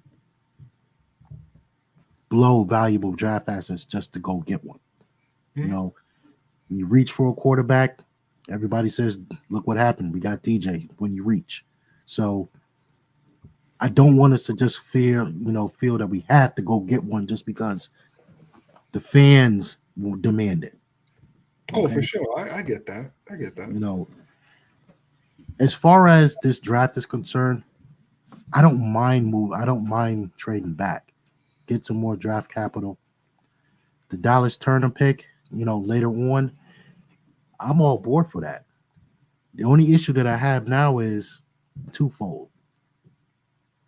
Do you really draft over Evan Neal? Because you've just brought in a new offensive line coach. The question is, can the offensive line coach, this new guy, Brusillo, can he get out of Evan Neal what we've all thought that we can get out of Evan Neal? Case in point, Evan Neal is really playing out of place. I want everybody to know that. He's playing out of place. He's used to playing left tackle. Yep. Not right. He played right tackle in Alabama for 1 season. Left tackle 2 seasons. He's a left tackle.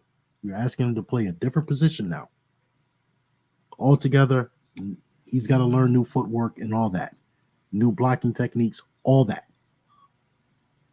Obviously, OG Bobby Johnson wasn't able to get that out of him, so now maybe this guy can. But again, the question is, do you overdraft Evan Neal? I like Joe Alt, the guy from Notre Dame. Notre Dame. I like him. The kid from, was it Washington? I believe it was Washington. Penn State. I'm sorry, Penn State. Yeah, Penn State. That's the question. Do you overdraft him? I can't give up on him just yet. I gotta listen. Shout out my dog Mace.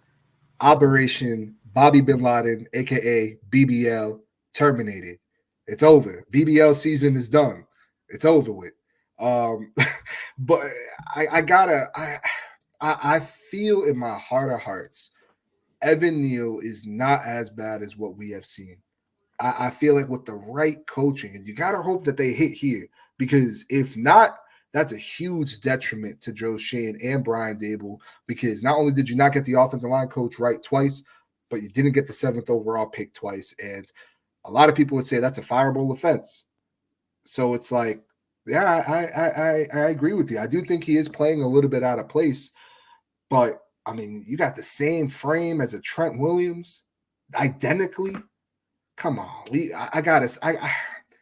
give me average production. Come on, Give me average production. There's no reason why Tyree Phillips goes to Philly for, a little drinky drink and comes back and he's looking better than any right tackle that we've had the last 2 seasons. Yep.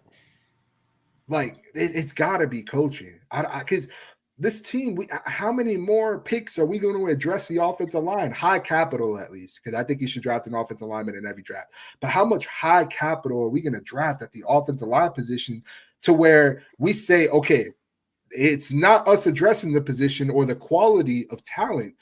It's got to be the coaching.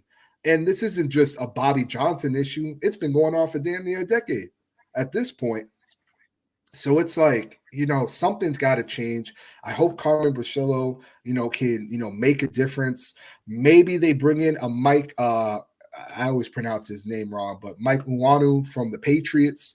I know a lot of people, really want him for the New York Giants. He has familiarity with the new offensive line coach. But, man, I just can't give up on Evan just yet. And now, if it doesn't work out this year, yeah, I at that point, you got to kick him to guard. But if they take an offensive tackle, I mean, there's no QBs available or a Neighbors or a Dunzier. Let me ask y'all this. How many times do we have to convert left tackles to right tackles for them to just fill a position? Like, can we trust us taking a left tackle and putting him at right tackle again is going to work after we just did this with Evan Neal, who, whether he plays guard, whether he plays tackle, I mean, it ain't going to be right tackle because he's not getting it done right now, though I want to see him get another shot there. I think he belongs at left guard. I think ultimately that's where he gets put when it's all said and done, but that's a big question. I'm glad none of us got to answer it. We don't get paid enough. So yeah, that's for damn sure. I mean, Joe Alt, predominant left tackle. Are we gonna?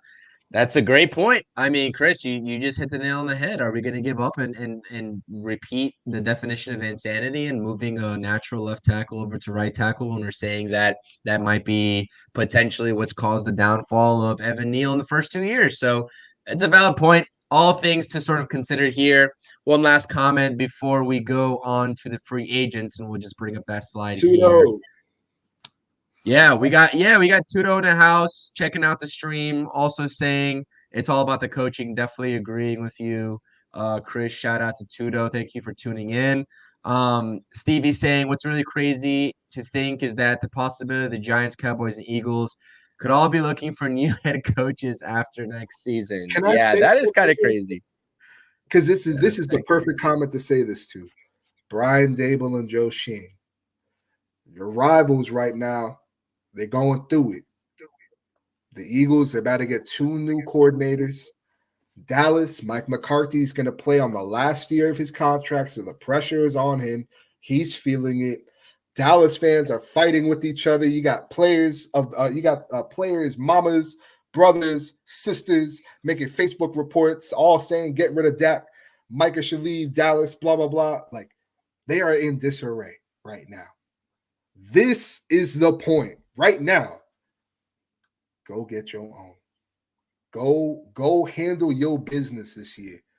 Because I was under the impression, and I'll put my name out there. You want to come at me? Y'all already sending me that Justin Herbert tweet. I don't care. I went into this year thinking that the gap was a little bit closer.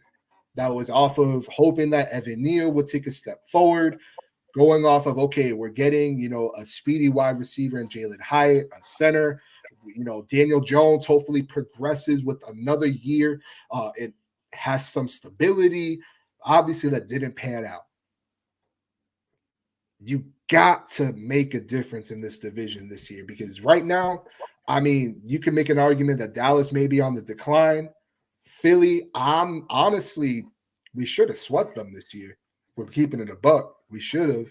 So Philly don't put the fear in me that they once did going forward. So yeah, the time is now. What did John Cena? The time is now. You got to do it. That's all I got to say. Yeah, absolutely. I agree with you. This is a crazy thing happening in the NFC East.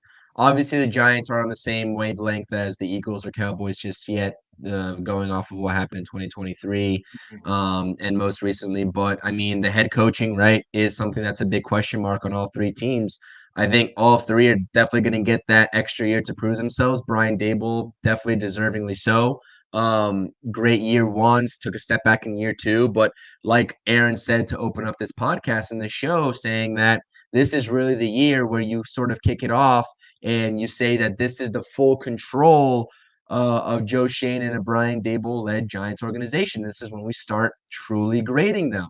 And that's not to make an excuse for those guys and what happened the first 2 years and the building blocks that have either gone right or gone poorly. But like we said, it's hard to transition with what they got given to them as a hand down. It's hard to transition in 1 year, let alone 2 years. So right now, 2 years have passed, 2 seasons have passed. Let's see what they're really about. And we got Tudo in here saying, yeah, this is great. We're gonna we got Carmine Bricillo.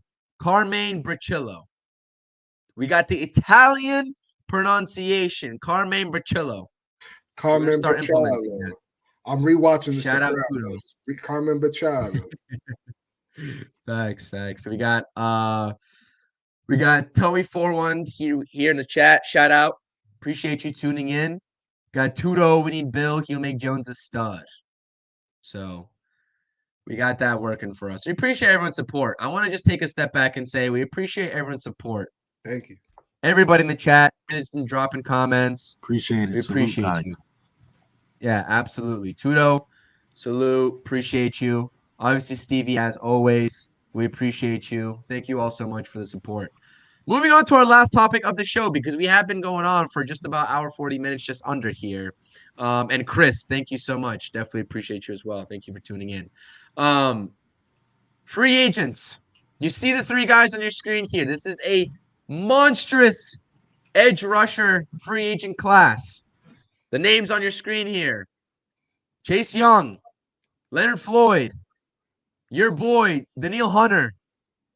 Can we go on? Josh Allen. I mean, do we need to go on? These guys are big names. But when we talk about the outlook of the cap space surrounding, I did miss him on the graphic. My apologies. But Josh Allen, this definitely is one for sure. When we talk about the Giants cap space, and especially the uncertainty surrounding Saquon Barkley, and if the Giants give in to the demands of that contract, right? And if they do, then you have even less room to work with in terms of replacing that production from potentially Azeez Ojulari, because I think that we're pretty much, I guess, giving up on him, right? Given the injury history, it's very hard to project them at more. Yeah, exactly. Presumably. Way too early free agent targets. There's free agent targets out there on the wide receiver side of the ball, the offensive side of the ball as well. You got Mike Evans, you got Odell, you got T. Higgins, the big names. You got Michael Pittman Jr., you got your Josh Reynoldses, you got your Kendrick Bournes, your tier A guys versus your tier B guys. You got your Tyler Boyds. A lot of options to choose from. You got your Gabe Davises. Listen, man, I don't know where you go from here. I think that when you look at your tier A guys versus your tier B guys on all fronts in free agency, your wide receivers, especially going into your edge classes, and the type of market value contracts that they're going to be demanding, right? Your Danielle Hunters are going to be upwards of $20 million comparison to your Chase Youngs and your Leonard Floyds, who can get you, right? We saw Chase Young traded from the Commanders to the 49ers, amounted 7.5 sacks. Leonard Floyd's usually sitting there between 9 and 10 sacks a year. Those guys are a little bit more in the cheaper range, maybe anywhere between $10 to $12 million versus your Josh Allens of the world and your Danielle Hunters that are going to be commanding upwards of $20 million a year. Where are you all at in terms of the free agent market? There's free agents out there to be had on the offensive side of the ball as well. A lot of names to be brought in. You talk about maybe some familiar Raider faces as well, with Bricillo coming in and being that offensive line coach. Your guards, I mean, it's a little thin for my liking, right? I mean, we all talk about Kevin Zeitler, former Giant. We all saw the fallout that happened there. Went on to Baltimore, and he is a stud for them. And we see that with how the Ravens are operating. So Where are you all at in this very, very, very early free agent class in terms of assessing it? Rodney, we're going to start off with you. Where are you at? What do we need? $38 million, maybe give or take, to work with. How are we feeling, and where are the prioritizations? Where should that? Okay, so I'm going to start off like this. Based off how the current roster is right now, what is the most important position outside of quarterback that we need to address? And that's where you start from right there. What is the most important position we need to address outside of QB? It's got to be the offensive line. Now, I get it. Don't get me wrong. Edge rusher, yes, we need that. And I think all that will depend on whoever DC we brings in and what scheme he runs. 3-4, 4-3, who knows? One thing you don't want to do is put Dexter Lawrence out of position. He's good over the nose, you keep him there. So are they going to look for a guy who runs a 3-4 scheme? You need edge rusher presence in that type of scheme. So edge rusher, offensive line, but I'll group it as offensive line and edge rusher. Danielle Hunter he's gonna demand money. As far as Chase Young and Leonard Floyd, I mean, it's a toss-up. You also got to remember now, who wants to come to New York? Regardless of the franchise, who wants to come to New York? Because the biggest thing that everybody wants to complain about is that they don't want to pay taxes. All that money going to taxes. That's why a lot of guys they don't want to come to New York. I'll go to Florida. I'll go to Jacksonville. I don't got to pay a whole lot of taxes. Maybe they'll stay away from California somewhat, but hey, San Fran's got a good team, so I might as well go there. The money that we have, 38 mil, is going to go pretty fast, and we still got to think about signing draft picks.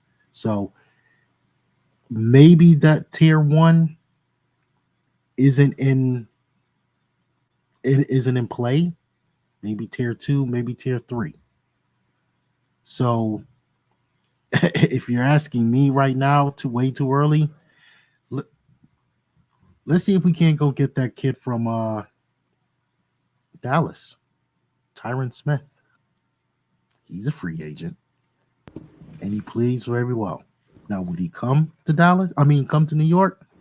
Who knows? Then you got the guy Trent Brown, and you got Mike Owano, both Patriots. I guess the question is whether or not those guys can play right tackle.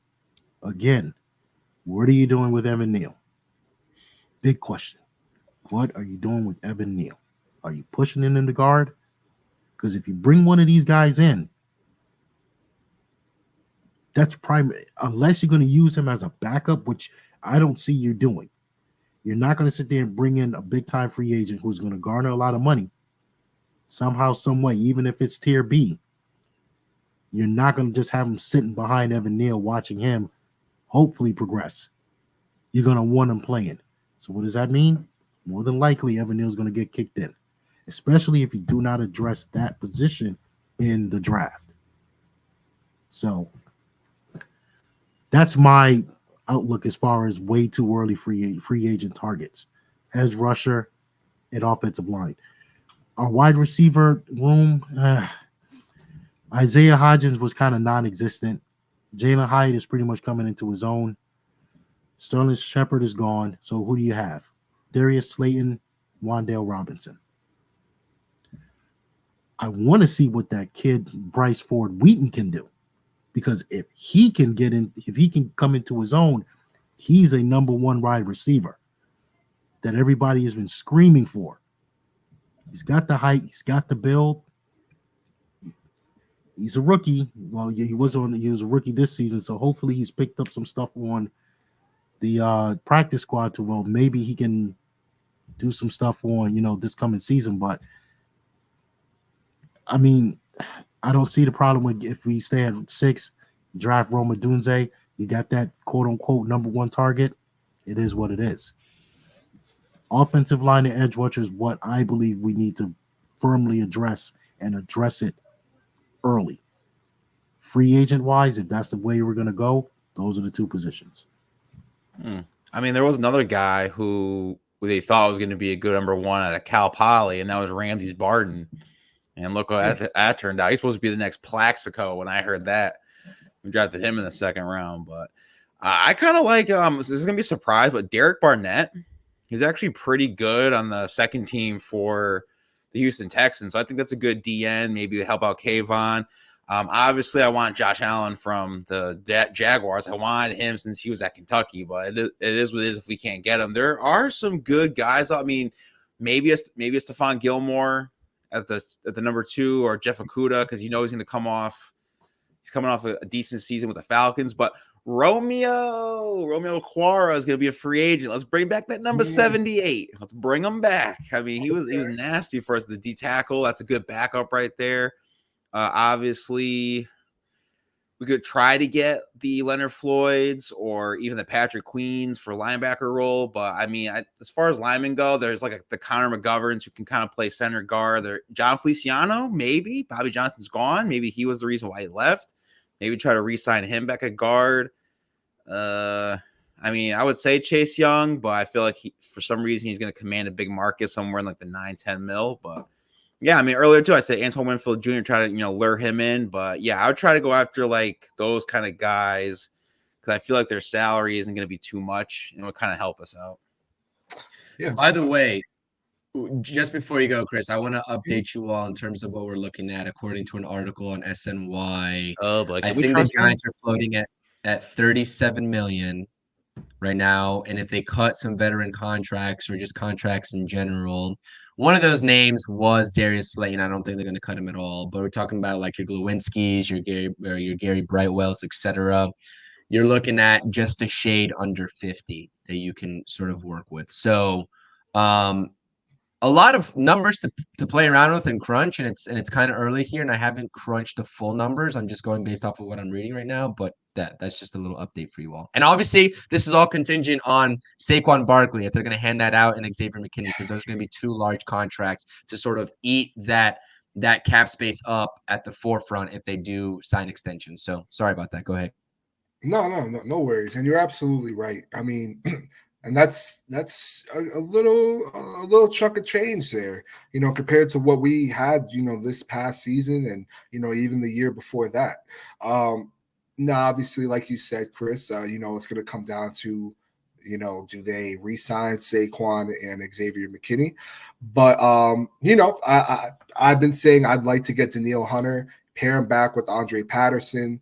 He's coming off a 16.5 sack year, played all 17 games. The year before that, he had 10.5 sacks, but he still played all 17 games. So, you have 2 years of consistency there of playing, every single game and having at least 10 sacks.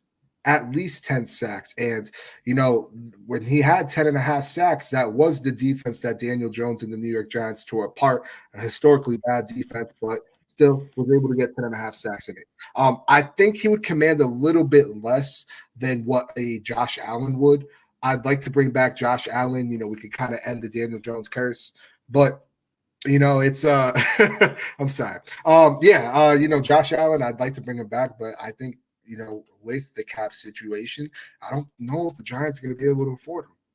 I don't know if the Giants, and I don't know if Jacksonville lets him walk out the door. Because it's not like Trevor Lawrence, and it's not like, you have some contracts coming up, where the cap hits are a little bit lower. Like Christian Kirk's, I believe, is a little bit lower than what it was, this previous season. But I think Danielle Hunter, he'd be a little bit of a cheaper option. He might take a little bit of a discount to pair him back with Andre Patterson, who he has familiarity with, who he was able to get some of his best years out of. Another player that, to me, he's been really growing on me in recent weeks, the more I watch him, is Bryce Huff. I mean, 10 sacks, 10 solo tackles. I mean, in my honest opinion, you watch him play, he gets off the ball really quick. I love how he puts his hands on dudes and how he's able to, just have a wide, in my honest opinion, a wide weaponry of moves at the defensive at the edge rusher position.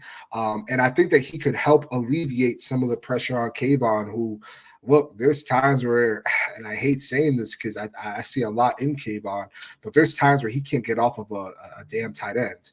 And you don't want to see that out of your 5th overall selection. So for me personally, I mean, I think you can't go wrong with either or. Bryce Huff actually might be a little bit less than what Danielle Hunter would command, if we're being honest here. And he wouldn't have to move. He wouldn't have to go far. Just have to go right up the road, for practice. I think really, again, you can't go wrong with those two. Like Rodney touched on earlier, Mike Nwanu, I think that is something that the New York Giants will actually do. I think that that's something that they have to address, because even though I want Evan Neal, I want to see him for another year at right tackle, I've been very vocal that I don't think you should just outright give him the position either. Don't give him the starting position off rip. Let's put some competition in it, because I don't think Tyree Phillips is going to be ready by the start of training camp. He suffered a pretty gruesome injury towards the later half of the year. I think it was the second to last game. What was that? Against the Chargers, I believe he suffered an injury. I think it was either the Chargers or one of the Eagles games, but I got to address that position. And Michael Wanu, he only allowed 3 sacks last year, which compared to Evan Neal, shit, I'll take it. So, those are three players I'd like to see. I don't know if the New York Giants are going to spend money at the wide receiver position in free agency. I could honestly see them just addressing it in the draft, or, maybe an undrafted rookie, considering that this is a pretty good class for wide receivers. So, and Chase Young and Leonard Floyd, I don't even think the 49ers are going to re-sign Chase Young. Just looking at Niners Twitter, there are a lot of Niners fans that do not want Chase Young to be back on the 49ers. And I thought they should have traded for Montez Sweat. I mean, Sweat with old boy Nick Bosa, whew, that would be nasty. And Leonard Floyd, to me, he's productive, don't get me wrong, but definitely older. Definitely on the older scale. And, again, I'd like to see us be a little bit younger at that position, though, obviously Danielle Hunter is going to be 29. Bryce Huff or Danielle Hunter for me. Yeah, that's a great point. Bryce Huff, I saw that article linking the Giants in terms of interest to Bryce Huff as well. And you're right, Leonard Floyd is on the I guess the higher end of the age as far as the age goes, of these guys being 31 going on 32. Aaron, do you have anything before we close out here? I know you mentioned Ramses Barden. I can always count on you for a random name to pop up on the stream. What you got for the free agent class, man? I already did it, but I was just gonna say for Leonard Floyd, he had 10.5 sacks for the Bills. Yeah, pretty good. Not bad for a 31-year-old, but yeah. I pretty much did all mine. Yeah, absolutely. So we'll see what happens. Like I said, the Giants have room to work with, cap space wise, but there's just so many questions that we have to address here via draft and free agency, and just overall fit, right? Like Coach was saying earlier in the comments, and like Rodney was speaking on as well, just the overall fit, getting that down pat, and then you figure out who's going to walk through those doors as well. And it's the age-old question, especially in baseball, right? When we talk about free agent destinations, but who actually wants to play in New York as well, right, Rodney? And Rodney alluded to that fact too. So it's a lot of different factors here. It's multiple factors, but that's what we got for a show today. Like I said, stick around with us all off season long for your latest New York Giants talk. This is one of the longest Giants shows we've done, almost going on 2 hours, but there's just so much to just jam pack into one episode, and we figured we'd take some extended time. Gents, I thoroughly appreciate it. As soon as Hit Squad Chris goes on this rebrand here on his channel, we're going to throw his logo up. We're going to be doing a lot more of these offseason updates for you all in terms of the New York Giants. As soon as we hear more reports, more rumors, more just news in general surrounding the outlook of this Giants team moving forward into the offseason, we'll be here to cover it and break it down on all of our live stream shows. Gents, final words. Let's run through the panel. Final words before we get out of here. Rodney, I'm going to start with you. Why, Wink? Why? Why did you have to act a fucking fool? Sorry to curse. Why did you have to act a fool? What a way to go out. what a way to really go out. And I'm not saying that Dable, there's no blame for Dable. I'm here for it too. You know, I'm always here for the drama.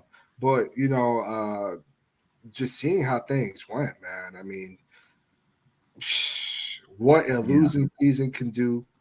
But on top of that, this was also going on last year and winning covered it. So it just, you know, like I said, you know, Dable's not clear of, you know, any blame whatsoever.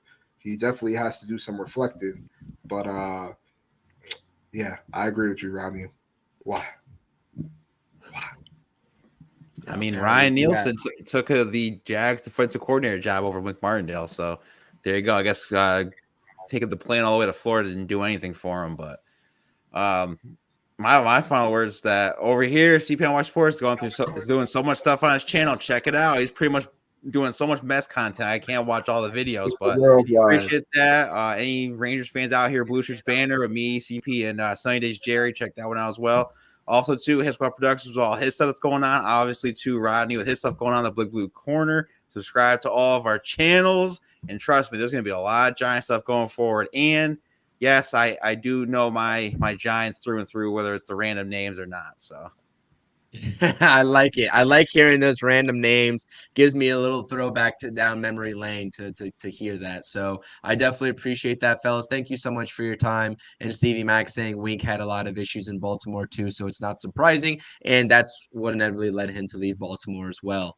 And we'll see. Maybe Philly's interested, maybe they're not, but that's also a name to watch out for Philly in terms of their defensive coordinator sort of situation going on as well. Thank you all so much, everyone. Like I said, my final words are what they are, what we've been saying this whole entire stream. A lot of question marks. Stick around with us. We're going to be covering it all. Thank you all watching for another episode, another live stream. It was a great live stream, a little bit longer on the longer end. I appreciate all the support. As always, hit that thumbs up. Comment your thoughts and opinions down in the comment section down below, and subscribe to everybody's channel in the description down below. Everybody's producing some great content on their respective channels. But yeah, I agree with this as well. Situational play calling awareness definitely needs to enter the building. Absolutely. Oh, yeah. Thank you all so much for the support. Until next time, it's your boy CP. This has been the Feeling Blue podcast. I'm out.